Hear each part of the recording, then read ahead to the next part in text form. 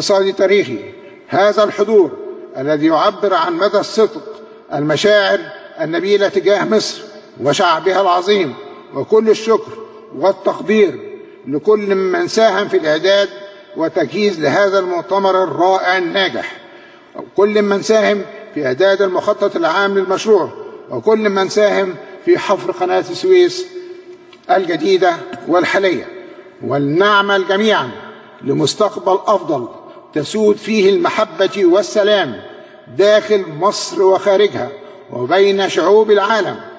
حمى الله مصر وحمى شعبها العظيم، وحماكم الله يا أيها الأصدقاء والشركاء وإخوتنا الأعزاء، وحمى بلادكم من كل شر، وليسود السلام العالم أجمع بإذن الله، وينتشر الحب والمحبة بين جميع شعوب العالم، وتتكاتف الأيدي جميعا من أجل مستقبل مصر.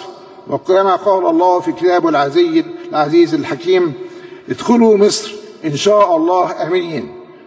وتتشرف اللجنة الوزارية برئاسة السيد المهندس رئيس مجلس الوزراء بدعوة المستثمرين المصريين والعرب والأجانب للاستثمار في مشروع التنمية بمنطقة قناة السويس. فنحن نرحب بكم دائما وبمشاركتكم الحميدة للاستثمار من أجل التنمية المستدامة في هذا الوطن العريق، ومن أجل رفعة شأن هذا الشعب العظيم بتحقيق الحلم المصري العظيم في المستقبل الباهر لمصر وشبابها الوفي إن شاء الله. وتحيا مصر، تحيا مصر، تحيا مصر، والسلام عليكم.